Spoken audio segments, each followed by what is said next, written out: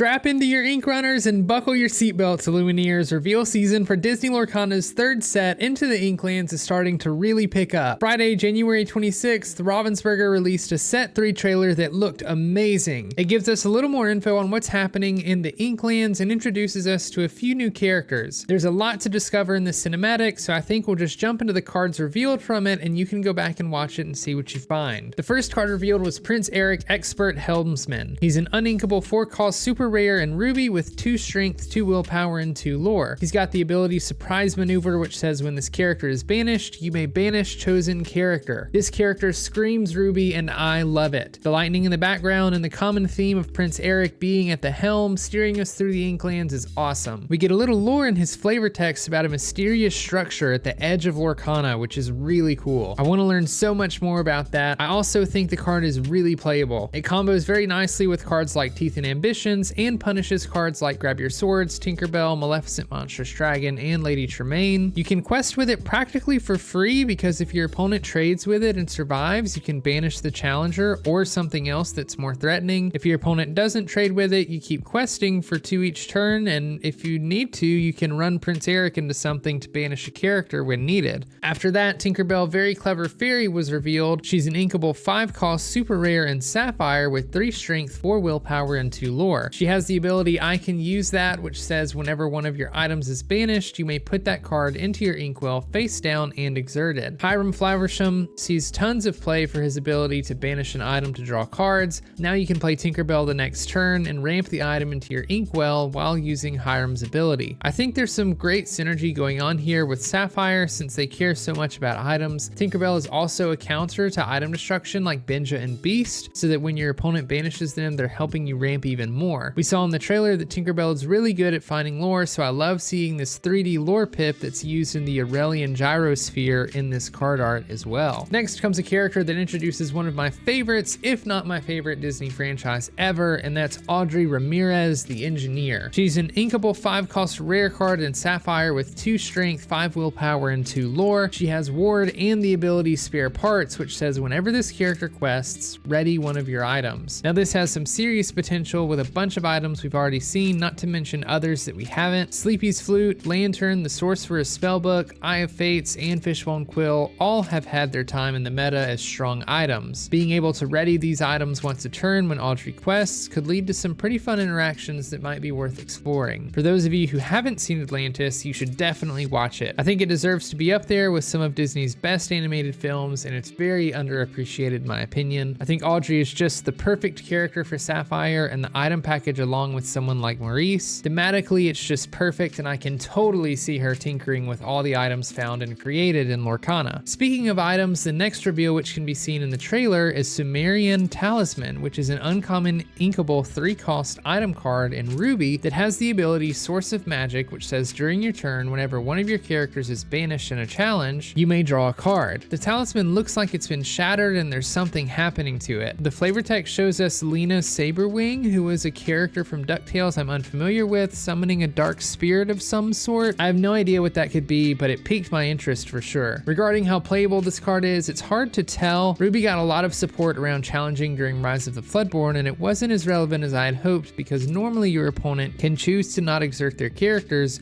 giving you nothing to challenge. On the other hand, Ruby lacks sufficient card draw on its own, and I don't think this would be terrible to have in the deck. One of the perks is that it can just sit there, and then your opponent really has to think before they exert their characters in any way, since it might give you an opportunity to draw cards. I definitely don't hate this card, but time will tell on whether it actually ends up being any good or not. Lucky Dime was revealed next, and this is the first legendary card we've ever seen that wasn't a character, and I think it's so fitting. Lucky Dime is an uninkable 7-cost item card in Sapphire with the ability number 1, which lets you spend 2 ink to exert the item and choose a character of yours and gain lore equal to their lore. This has some big potential in Sapphire because this card does work with cards like Belle, Alice, and Tamatoa that can gain a bunch of lore when certain conditions are met. You could potentially quest with Belle, then use Lucky Dime and gain 10 lore in a single turn. Don't forget Aubrey either, because you can also use Lucky Dime, quest with Aubrey, ready Lucky Dime, and use it again and gain a ton ton of lore, especially if you've got cards like Bell or Tamatoa on board. That might be magical Christmas land,